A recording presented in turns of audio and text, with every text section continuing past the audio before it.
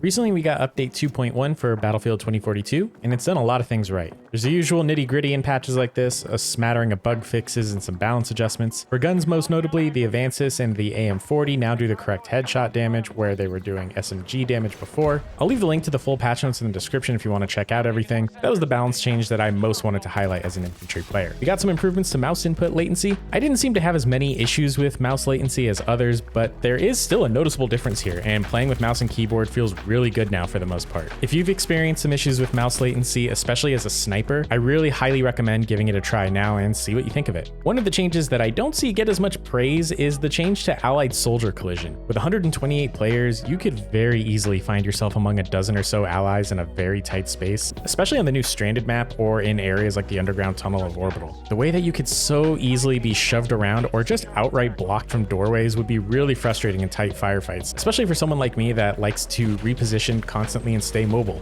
I'd find myself getting shot or blown up all the time just because I couldn't get through a doorway. Now you can basically just run through your allies. Some people might find this immersion breaking and silly, but I think it's something that is necessary in order to better accommodate the larger player count. We also got 3 new vault weapons added to the game in the form of the P90 SMG, the Goal sniper rifle, and the 1911 pistol. Of these, I think the Goal is the only really viable option. It definitely feels like a nice alternative to the SWS, and it's actually probably what I'd recommend to new or lower level players since it can be unlocked in matches against AI. And when it is unlocked, you already get all the attachments for it. Even compared to the 2042 snipers, the Goal actually does feel pretty good. The 1911 is nice to have to add more variety to the secondaries, but that category is still completely dominated by the PF51, and I really don't see that ever changing. If you're just trying to have the most meta loadout possible, there's really no reason to take anything other than the PF51 unless you just have god tier aim, then take the Magnum. At some point I do think we need to see some nerfs come in for the PF51 to really open up that category a little bit more. P90 was the gun I was most excited about of the 3, it being a mainstay favorite in a lot of military FPS titles in the past, but unfortunately, much like the M16 before, it just doesn't stand up to the 2042 SMGs. Its time to kill up close is middling at best, and it definitely gets completely outclassed by the ever popular K30 for close quarters engagements, and at medium range it feels too unstable and unreliable compared to other 2042 SMGs. It doesn't even really have a place as a high capacity option since the PP29 already fills that. With no word on eventually bringing 2042 attachments to the vault weapons, I think DICE really needs to do something more about them.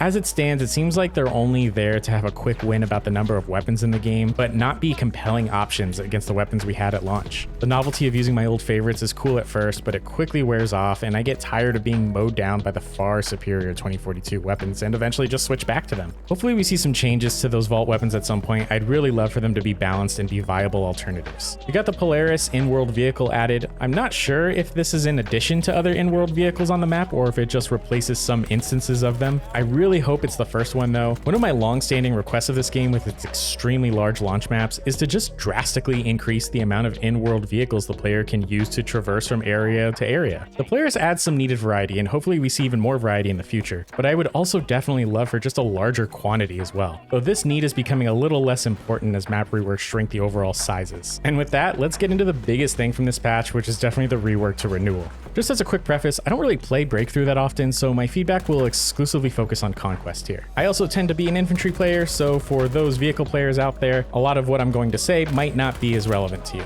To get things started, for the most part, I really like this rework a lot, and it's really made a lot of the fighting feel more tense, strategic, and rewarding, though there still are a couple of massive glaring flaws with it. To get into some of the good, I love that the C point is now a very important, meaningful objective to have. Fights here are tense and chaotic, and it genuinely feels like a high value point to control, with the access it grants to either side of the map. And this is a general theme of all the points in Renewal now. Fighting within the buildings and capture areas of objectives is an exciting experience, and each feels like it offers valuable positioning and headway toward neighboring sectors. There's a ton of cover and opportunity to reposition, and most points of interest feel far more defensible than they did in the past with all of the added cover. As an infantry player, I also feel like I can find some safety against vehicles from time to time. I will say though that there are some areas that still suffer a lot. The farmland around the D objectives and the fields behind the E sector are all still flat, barren wastelands with no real cover to speak of. These just feel like swaths of no man's land, while also being necessary to traverse to get into the next objective. I think this is a pretty easy fix, just add some cover and uneven terrain here. For a point of reference, the changes they're making to the runway in Orbital is exactly what I'd like to see for these areas as well. Destroyed tanks providing vertical cover and a lot of bomb craters sprinkled around to allow infantry to quickly go prone and get a reprieve from enemy fire. You can even see the small trenches we already have expanded and spread more throughout the areas of D and E, allowing attackers to get some kind of foothold in either direction rather than just being beamed by the well-fortified defenders. The large ravine area could also use some added cover as well. It's very easy to get caught out in there with no way to escape. Generally, I think a lot of the changes lean heavily in the direction of improving combat within an objective area and improving a team's ability to defend an objective, while often putting the attackers at a sometimes frustrating disadvantage. Even the walkway on the left side of E has tons of cover for attackers to utilize against defenders on the same elevation, but it can still very easily become a meat grinder for defenders that will camp up in the buildings. I think those defenders should have an advantage with their elevation, but having some kind of small roofs or gazebos or something like that for attackers to duck into to occasionally get some cover from those higher up attackers would be nice to serve as a sort of checkpoint during the advance. The other side of the map tends to feel a lot more balanced for me. The uneven terrain does a lot to give teams attacking A or B a place to collect themselves and regroup, while not being entirely safe against defending air support and explosives. I'd love to see the same level of thought brought to the other half of the map. All in all, I think Renewal is mostly a success, with just a couple of problem areas that can typically be avoided. I love how this map gets me frequently changing my loadout for the variety of situations it presents. In this respect, Renewal feels like a very dynamic experience that really makes me think about how I'm going to tackle different objectives and what tools are the right ones for the job, rather than just picking the K30 and relying on my gun skill and mobility to do the job. Once we get the Orbital rework next month, which I'm really excited for, we'll finally have a majority of maps that I think are actually really solid to quite good. I know that sounds like a ridiculous thing to say, but it's nice to see this kind of progress, and I'll start feeling more comfortable with just queuing into the standard Conquest playlist, rather than limiting myself to the 24/7 lists for new maps. And this experience will only improve with next season, hopefully. With each update, 2042 has really been improving, and at this point, I really do think it has a unique, well-rounded experience for new players that will only continue to improve over time. I know it's still hard to swallow the launch of this game, and it does still sometimes feel like a betrayal, but I hope some people will give it the chance it deserves at this point. So that wraps up my thoughts on this update and the Renewal rework, and I want to hear from all of you. Have you had a chance to get some games in on Renewal, and if so, what do you think of it? What would you say is your favorite map in the game now? Let me know in the comments below.